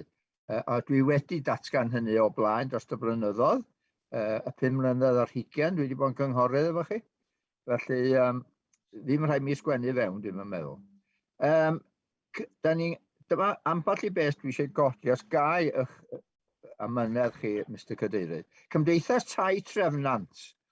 Mae'r cyngor cymuned wedi bod yn ceisio cael gwybod faint o'r tenantiaid sydd yn wreiddiol fel teulu o trefnant. Fe roddwyd a ddewid pan roedd y cwmni Cymraeg ydyn nhw, cartre neu adre dwi'n meddwl ydyn nhw, yn gofyn am ganiatâd, y basa yn edrych gyntaf ar pobl leol neu cysylltiad lleol, ond mae trio cael yr ffigurau yn anodd iawn. Dwi'n yn gwybod allan Jeff wneud rhywbeth ynglyn â hynny i ni gael wybodaeth a faint o'n tenantiaid ni oedd ar y rhestr sydd wedi cael tai yno. Achos y gwynt lleol ydy bod nhw wedi methu. Bod yna rei lleol wedi methu cael tai. Cartres neu ddweud. Yr ail beth, tai cyngor gwag. Mae gennym ni dŷ gwag yn ymyl. Da ni fel cynghorwyr yn anfffortunus yn cael gwybod dim wan beth sy'n mynd ymlaen. Os yna bobl newydd yn symud i mewn, fydd y gwaith cynnal a chadw'n cael ei wneud, be fydd yn cael ei wneud, dim o'r wybodaeth yna. Mae'r un dwi wedi cyfeirio ato fo mewn ymholiad, wedi cael dim ateb o gwbl. Y drydydd, hai mi gamol cyfaill Glyn Foster, fe ddaeth o i edrych gwaith oedd angen i wneud yma yn Ffordd Glasgoed, a erbyn heddiw mae'r gwaith yn cael ei gychwyn. Felly gai ddiolch i'r adran am hwnna. Faint ydyn ni'n wneud o edrych ar denantiaid i wneud gwaith cynnal a chadw ar ei gerddi? Ydyn ni'n mynd ar ei hôl nhw, nes di rhaid i rywun gwyno gyntaf cyn wneud neb gysylltu efo'r tenant i gael y gwaith wedi'w gwblhau. Wedyn, sylwi ar tudalen 241 atodiad 3, dwi'n meddwl bod fi'n yr adroddiad iawn. Yndw. Mae'n parcio. 23 o bobl yn dweud bod hwn yn bwysig. Wel, da ni wedi cael trafferth yn y rhes yma ers blynyddoedd o barcio yn y ffordd, ar y ffordd fawr, bod yna faes parcio ar llaw. Ond does yna neb i weld yn barod i wneud dim. Felly dwi'n yn gwybod fasa Jeff yn licio edrych ar y broblem yna hefyd. Diolch yn fawr iawn i chi, Mr Cadeirydd, am roi caniatâd i mi ymholi. Thank you, diolch Merig. Jeff, there was a lot of questions there which were resolved around Merig's own ward. I've just picked up the gardens as a around about the whole Denbighshire. Could you liaise with Mary Lloyd Davis to answer some of his questions on a one-to-one, please, rather than debating it here? Just the gardens, really. What's the maintenance schedule on gardens, please? Yeah, I mean, obviously, yeah. Thank you. Can you hear me all right? Yeah. Tenants are responsible for their own garden maintenance, but we do have an inspection regime. So housing officers are responsible for going round and just having a word, hopefully a quiet word, with tenants who may be a little bit behind with their gardening. Like I say, it was difficult when there's campaigns like No Mow May, for example, where we're all encouraged not to mow our gardens for a month, you know, for the biodiversity element. So, and we're obviously doing lots of areas where we're not cutting grass now, we're managing wildflower areas, but, you know, we do support tenants as well. Some people say they struggle to afford the equipment, so we do help tenants as much as we can. But yes, just to answer the question, we do keep an eye on it, and people, it's not about waiting for complaints to come in. You know, housing officers, I know they've been less out and about in the community, but we are encouraging them now to get out and make sure they walk their areas. And we're always happy to walk around with ward members around any estates to have a look at the general conditions in the area and whatever. Absolutely happy.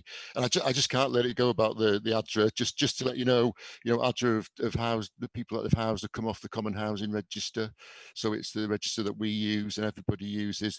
There is a local lettings policy in place in Trevenant, and which we've got ourselves for our own properties, which means that people had to have lived in that community council area prior to the allocation of a home, and ADRA did commit to using that. So I would always just make that point, that they did commit to adhering to the same level of local connection that we do as well. I'll come back about the other issues. Thank you, Jeff. Right, I'm going to close the conversation there and go with Graham Timms for the summing up. Yeah, Cadeirydd. Just to say that the recommendation on the paper there is that the community scrutiny committee put into the services proposed actions to respond to the survey's findings that will support the delivery of the council's housing and resilient communities corporate priorities. And there's another recommendation that we talked about during the debate, and that was that we ask for the other housing providers to share their surveys, and that they're circulated to the committee. And as Graham both said, then when we receive those and have a look at them, we can see if we want to take that any further. So that's the second recommendation there, Chair. Thank you, Graham. Shall we take them both together and do a proposer, please? Peter Scott, seconder. I'll second it. Who? Mervyn Parry, second it. Everybody in agreement? Yeah. Anybody against? Can't see anybody. Tony, thank you very much. Jeff, it's always a pleasure to listen to your comments. I've learned No Mow May. That was new to me, but yeah, it's always a pleasure to have you here, Jeff. Keep the great work up. Thank you very much. We're going to stop now for a 15-minute break, so we'll see you all after then. Thank you very much. Diolch.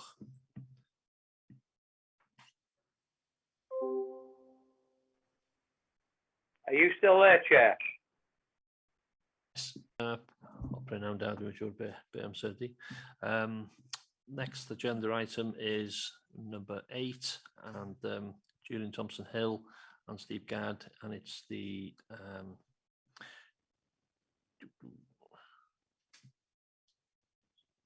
lost my papers. All right.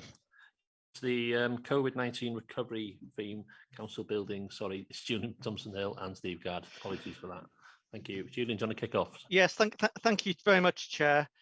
I'm sort of hearing myself, but I'm hoping I'm coming across okay to everybody else. We've also got, as well as Steve, we've also got Tom with us today, Tom Booty. I'm just going to give a bit of a very quick general introduction before handing over to the experts. This is a follow-up report to one we brought to the committee last September. And in fact, this was one of the first of the recovery themes, I think, that came before members at that stage. And I don't think any of us probably thought that we'd be here now in July now. And in point of fact, very little has actually moved forward from what we reported at that stage. Just to emphasize a couple of things of what this doesn't actually cover. So it doesn't cover anything to do with occupation of schools or our housing stock, which we're obviously talking about in the previous agenda item.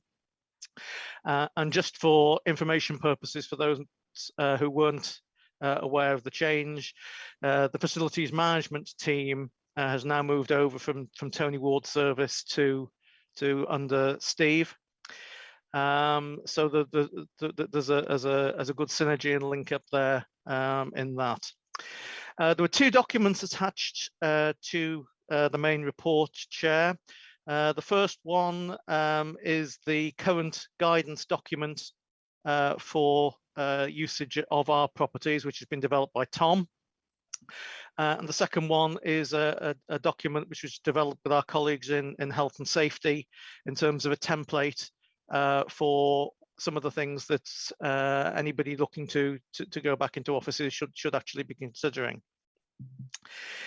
In terms of where we are, we're sort of working on currently on a three-tier approach. We're still in the phase where we're operating under the Welsh Government regs, whereby staff who can work from home should continue so to do.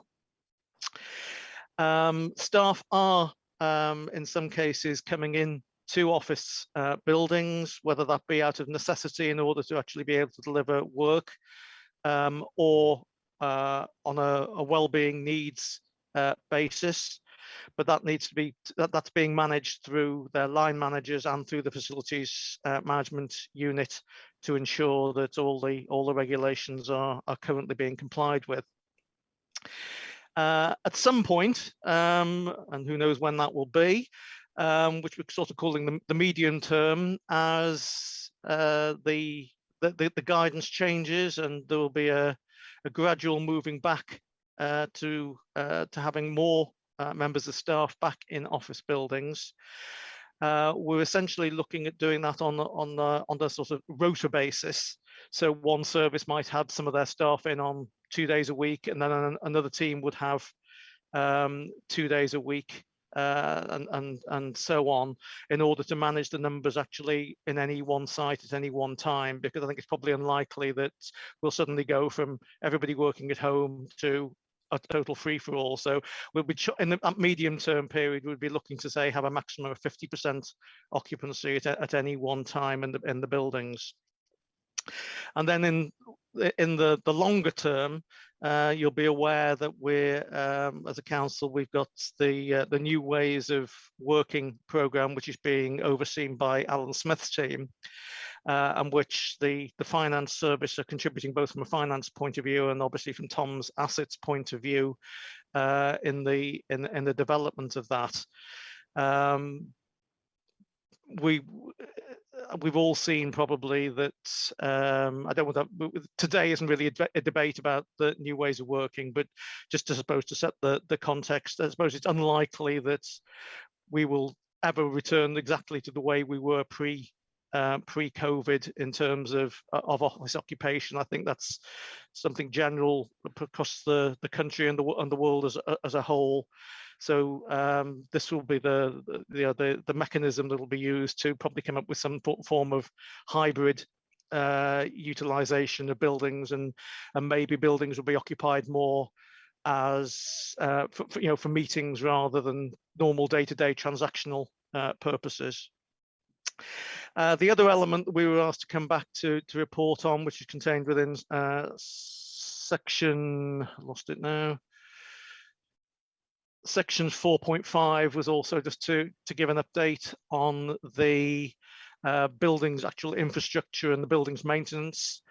By and large, that's worked without too much interference due to COVID, because the buildings have not been occupied as such. There's obviously been a drop down in the amount of reactive maintenance that's needed to have been carried out, but that's given the team the opportunity to try and work on some of the larger schemes that were available. And in terms of the work that's been done by our design and construction team generally, there was some minor disruptions at the beginning of the pandemic period until working patterns were developed. But generally, again, although methods of working have had to change to meet circumstances, there hasn't been any significant disruptions to the program of works that have been ongoing. So I think that's probably, as an introduction, all I wanted to say. So if I hand over to Steve first of all. Thanks, Julian. Oh, it's pound our power just about, isn't it? Yeah, thank you. I haven't actually got much else to say, Julian. You've done really, as usual, presented it really well. The only thing I'd probably add is that obviously this is a formal recovery theme. From memory, I think there were 7 recovery themes. So as Julian said, we originally reported in September, and then you asked for an update. Obviously, I think we all hoped that this would be a more interesting report in a sense, because we'd be, we'd be back in and stuff, but everything happened over those months, didn't it? But what I would stress is that the facility, SLT and CET have reviewed the recovery themes and are trying to sort of move on to the next stage, really, from those original themes. Now, the building one was very much a reactive one. It was very much, can we keep our buildings, maintenance going? Can we keep them open? Can we keep track of ones that are closed? Can we respond to requests from the NHS, etc., for help with facilities when required, such as the car parks and the testing unit, etc. Now that phase is really finished, and that is why I've just mentioned the New Ways of Working project in this report. But just to stress, that is a whole separate program. And obviously Alan's leading that program with 4 heads of service leading separate work groups. I don't really want to go into the New Ways of Working. You need a whole new report for the New Ways of Working. But I did want to highlight that because that's the sort of successor project to this bit, if you like. But it has input from HR and everyone else, and it's a lot bigger project that obviously I'm sure scrutinees will be interested in future months as we get to various decision points in that project. But just to flag that, really. Thank you, Julian, and thank you, Steve. Can I open it up to members, please? Any questions within the group? I've got one from the outside the group. Graham Timms has put his hand up. No. One of the questions is not really for an answer, it's just highlighting an issue, really. But the other question is about financially, has it been cheaper or more expensive to have people working from home than in the office? In other words, the savings that you make on heating maybe and that sort of thing. There are obviously different expenses for people working at home. Just how do the finances stack up?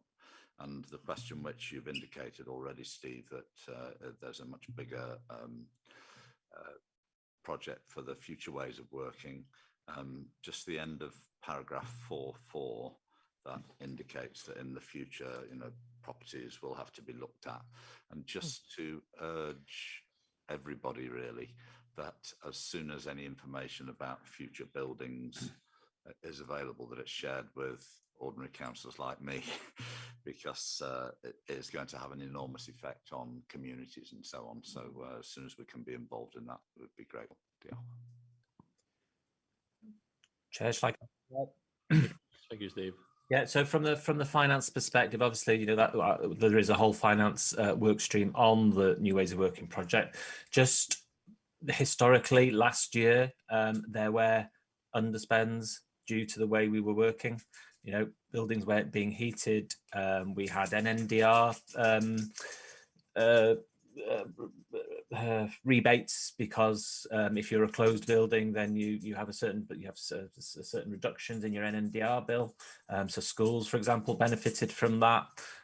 There's the obvious ones of just less travel. So people are claiming less travel. So people aren't going. So for example, I used to go down to Mid Wales regularly for national Section 151 meetings. I haven't been and probably never will ever again for those particular meetings. You know, there's some good things, but just general travel round, certainly travel out of county hasn't happened, or only on the specific, you know, any specific projects. I can't really think of any, but so a lot of travel has gone down. Some other things, printing, interestingly, big savings on printing. Now, I mean, I know I work from, you might say, well, people are printing from home. I work from home. I have a printer down there. I haven't used my printer for 14 months or however long it is now. You know, I did used to print stuff off reports, spreadsheets, and then look back on the screen, tick things off, all that sort of stuff. I just don't work like that anymore, and I wouldn't if I went back to the office. So I think you know, it's a complicated picture going forward. There will be increases in costs. So you know, for example, IT investment will need to be increased. There's probably be costs around making sure that everyone's if they are working from home, that they have all the facilities that they need, desks, etc., health and safety, things like that.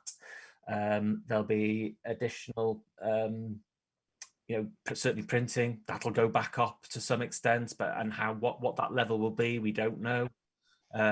So yeah, it's very difficult to judge, but certainly last financial year there was a reduction in costs, which you saw as part of the outturn report. That was part of the reason for the underspend, and certainly in schools they were shut and they saw a reduction in those direct costs.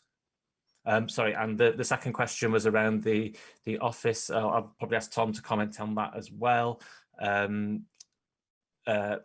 don't forget that if the facility, the property aspect is not driving any change, that the new ways of working project is not going to force anyone to work from home. It will enable people who want that mix, now they've experienced it, to do that going forwards.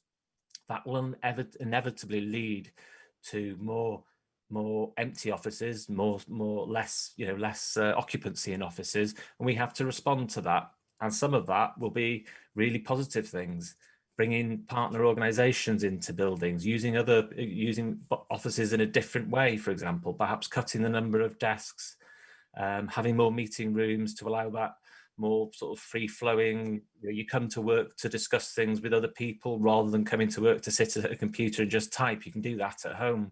So there'll be a different, it's understanding, and we are at the very early stages of this, of understanding how our offices will change. I think that's where we're at the moment. But Tom, do you want to just come in on that office accommodation point? Yeah, well, really just to reiterate what you've just said,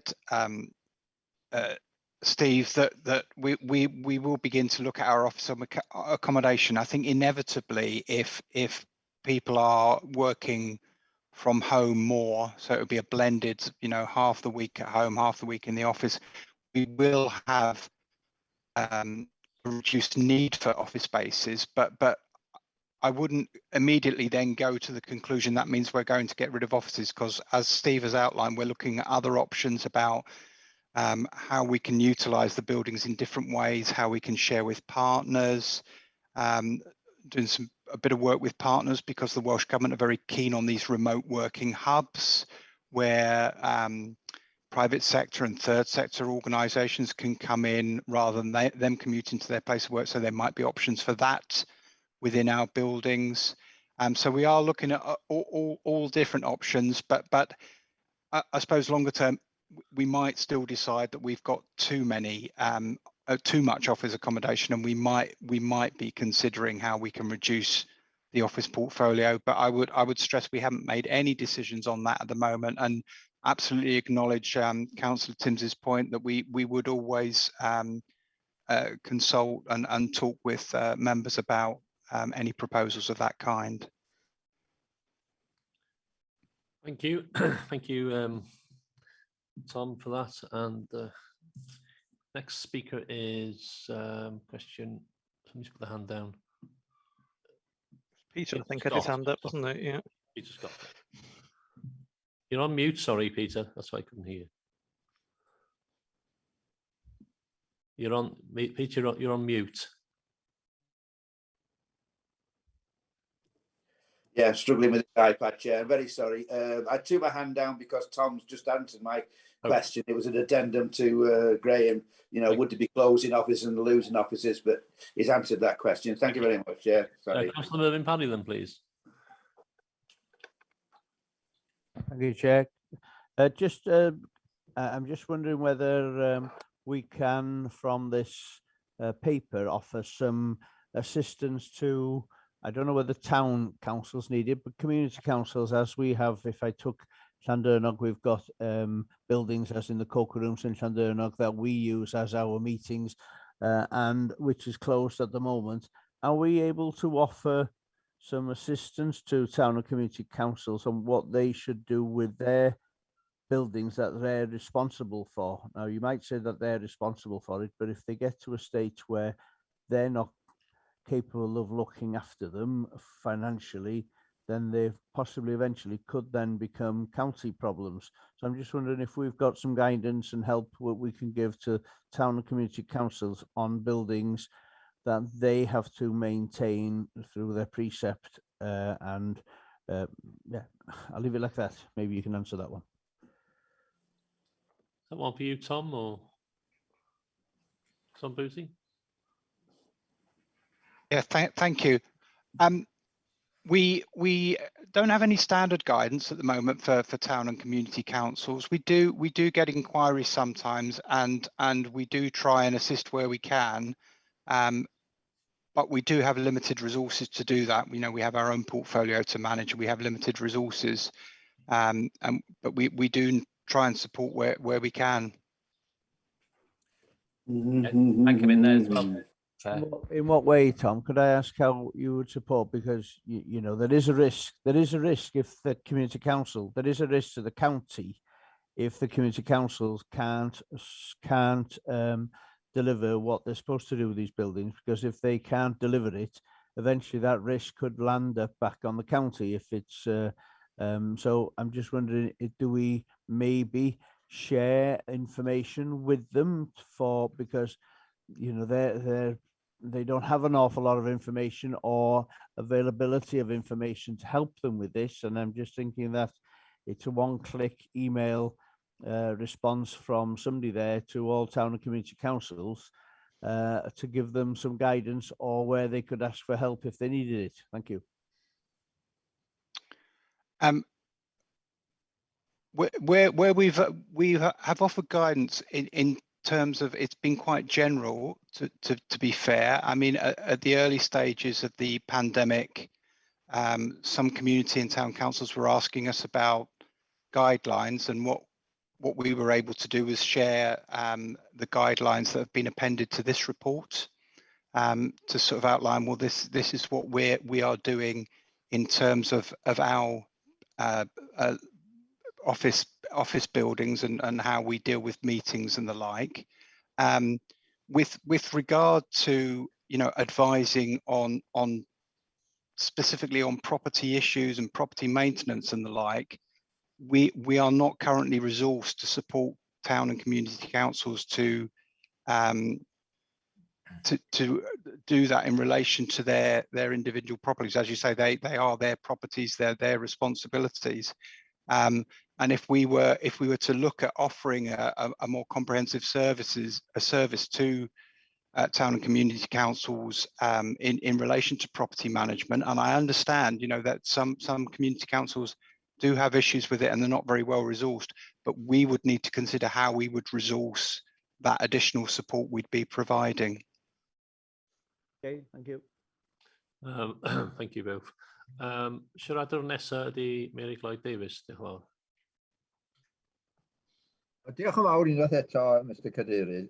Dim ond 2 gwestiwn byr os tro yma, dwi'n meddwl. Diolch i chi am yr adroddiad, diddorol iawn, ond fydd y adroddiad tebyg i gynghorwyr. Da ni'n gobeithio dod yn ôl i'r siambar ryw ddydd yn y dyfodol agos.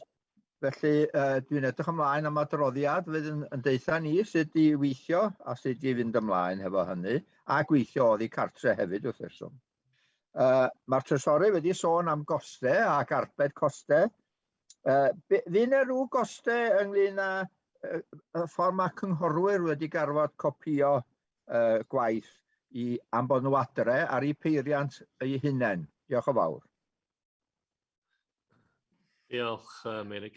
Mae RHAN wedi bod i fewn ys y gochwyn yn y siamper, ac dwi wedi mwynhau o, ddeud y gwir, yn dod i fewn a wneud y gorfodydd y Graham yma ar tîm. Yn hollol, dwi'n hefyd yn dod, ti'n cofio? Ie, diolch. So, pwy sy'n mynd i ateb hwnna, please? Chair, if I start off, and I'm sure either Tom or Steve will probably want to come in. In terms of members, there is a member working group which is looking at sort of in parallel to the new ways of working, which is obviously for staff only. Clearly, it's they're going to need to have some synergies in that, because you can't have one that's doing something diametrically opposed to what's being done on the other. So I think the likelihood is, and I don't think it's come to any conclusions yet, I don't sit on it, so I haven't seen the work that they've been doing. But I would imagine in much the same way that we will probably have some sort of hybrid way of functioning for staff, that we will have some hybrid way of members working in relation to the fact that we probably will have some meetings which will be done in person, so to speak. Some will be done remotely, and some will be done as a hybrid, where we'll have some members in the chamber and some signing in as we're doing at the moment. So I think that's where we are. There will be a report obviously coming back from that group when it's completed its work, and I'm assuming that, and the intention it would be to report back obviously this side of the election, because it would make sense then that anybody considering standing for election next year would know on what basis they're potentially putting their names forward. Thanks, Julian. Julian, I've got Graham Bowes who's put his hand up. Graham, can you contribute to this before? Yeah, that was the. Thank you, Chair. Just to echo what Councillor Julian Thompson-Hill has said, there is a working group of members, and actually, I think it's very much for members to decide in what direction they want to go in the kind of longer term around how you want to conduct your meetings in the future, given this forced experiment of distance working, and whether you like it or not, or whether you want to go back to what you had pre-COVID, or as Julian has said, some sort of hybrid, probably in between those two things, for a whole host of reasons. So while the synergies with the officer work of new ways of working, the member demands are probably quite different. And again, I echo what Julian said. They need to chime and work together, but they're probably in some ways they're quite different as well. And I think its members need to come to their own conclusions around, once we're out of this COVID stuff, and we're back to an element of normality, are the benefits in the way that you've been working, or is it much better as it was before COVID, or something in between? But it is for members, I think, to come to those conclusions. Officers will help, officers will support, and officers will implement whatever views are that members come to. Thank you, Chair. Thank you, Graham. There's 3 speakers with their hands up. Sorry, Merrick had the second question, and for the life of me, I hadn't written it down, so I couldn't remember what it was. Julian, I think it was around the costs. Yeah. Of councillors. I think obviously there's 2 bits there, isn't there? That there is a cost. There's a cost for investment in IT, etc. I think perhaps you're referring to some costs that you were incurring as councillors, additional to what you'd normally incur. Obviously, members' expenses are quite defined, but obviously you can claim expenses. I would probably seek advice from Steve Price or Gary, on what's actually claimable or not. I'm not 100% sure of what the rules are, but if it's a legitimate expense, that would be my view. But as far as the actual putting in place things, there is going to be a cost going forward, and this is one of the costs, and for staff. But so, for example, if members decided that they want to carry on and have a mixed meetings, well, at the moment that can only happen in the chamber. So, for example, mags, etc., it would be really difficult. We haven't currently worked out how best that could be delivered, and it's likely that that would probably need some investment. And that's why the New Ways of Working project needs to take both things. And we're not trying to make savings. There may be some savings that come out of it, but we also recognise that they're going to be needing investment in this as well. So yeah, it's a complicated thing to work out what the net position would be at the end, and we probably never will, because it's a very long-term project and there'll be ongoing investment in this area. Thank you, Steve. Meirig, ti'n hapus efo hwnna? Wel, jyst i ofyn un peth bach yn ymateb i'r ymatebion. Diolch am gael gwybod bod yna griw yn edrych i mewn i be mae cynghorwy'n mynd i wneud yn y dyfodol. Ond ydych chi am anfon holiadur i'r cynghorwyr i ofyn be di'w barn nhw ar wahanol bethau sa chi'n hoffi ateb arno fo? That was actually done. I remember I completed one. Oh. It was done several months ago, I think, before, in order to inform the work of the member group. Diolch yn fawr. And just to add to that, there was a big survey carried out with staff for how they wanted to do probably the same sort of time. It was around just before Christmas time for the staff one, and it was really clear. There was a small proportion of people who wanted to come back 5 days a week. There was a small proportion of people who just wanted to work from home forever. Most people wanted that 2 to 3 days sort of mix for staff, and that's what's fed in and informed the decision to actually, we don't need to do anything draconian here. We don't need to force people or ask people to work from home. People want to work from home, and we just need to facilitate that and reflect that in what service we provide. Thank you for the answer, Grace. Everybody happy? All the members are happy? If we are, can we go to the recommendation? Can I hand over to Graham Timms, please? Or just a test. Just give us a minute.